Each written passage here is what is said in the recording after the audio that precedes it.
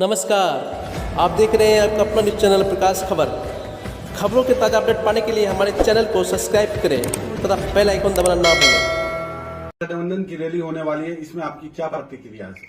देखिए, तमामतर सियासी पार्टियों को रैली, रेला, जनसभा करने की इजाजत है, लेकिन जो पार्टियां विपक्ष की होती हैं, छोटी होती हैं, वो तो अपनी जमीन तलाश करती हैं। लेकिन इस वक्त महागठबंधन के लोग रैली कर रहे हैं, तो ये रैली कई एतबार से बड़ा अहम है। अब देखने की जरूरत यह है कि महागठबंधन में वो घटक भी शामिल है जो लालू जी का घटक है, यानी कि राजद शामिल है, और तेजस्वी साहब जो इस वक्त डिप्टी चीफ मिनिस्टर हैं, मुमकिन है कि वो सीमांचल में आकर बड़ा ऐलान करें, तो सीमांचल के लोगों के लिए बड़ी खुशखबरी होगी।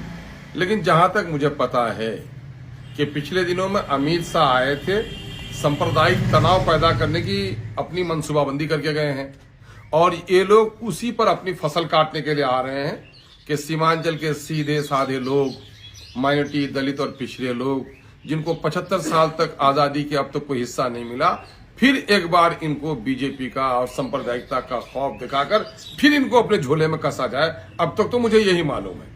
लेकिन मैं बताना चाहता हूं कि तेजस्वी जी को याद होगा कि 2020 के असेंबली इलेक्शन में उन्होंने ठाकुरगंज में कहा था, उन्होंने सीमांचल में कई जगहों कहा था कि मेरी सरकार अगर बन गई तो हम सीमांचल डेवलपमेंट कमीशन बनाएंगे, सीमांचल को विशेष पैकेज देंगे, बिरयानी वाले भाई साहब को चाय बागान घुमा दीजिए, मेहमान नवाजी करा दीजिए, लेकिन वोट हमको दीजिए।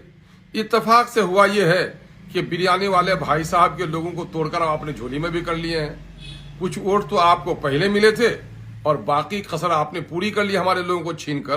तो अब वक्त आ गया है कि सीमांचल के लोग आपसे हिसाब पूछ रहे हैं। सीमांचल आ रहे हैं, आपका इस्तकबाल है, कन कन की ओर से, जन जन की ओर से।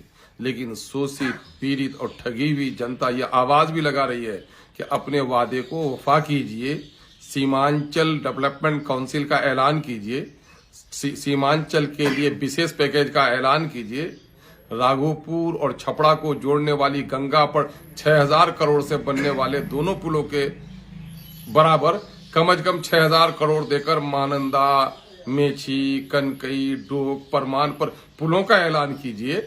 अगर आप चाहते हैं कि सीमांचल के लोग आपके पास आए, हमें सत्ता से मोहब्बत नहीं है, हम सीमांचल के लोगों के दुख और दर्द की दवा चाहते हैं। माननीय मुख्यमंत्री जी भी आ रहे हैं जो कह रहे हैं कि न्याय के साथ विकास, तो न्याय कीजिए।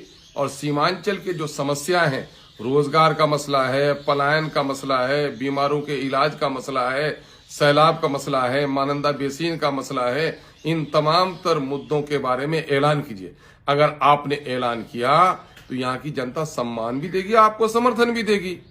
और अगर आपने फिर अब की बार वही कहा कि मुर्गी के डरवे में ऊपर से पानी का छींटा देकर, जिस तरह से मुर्गी को बोरी में कसकर कोई ले जाता है, ठीक उस तरह कहिएगा कि बीजेपी का खौफ दिलाकर फिर हम सीमांचल के लोगों का वोट ले लेंगे, तो गया वो दौर सरमायादारी गया, दिखाकर तमाशा मदारी गया। अब मदारी का तमाशा बार बार चलने वाला नहीं है।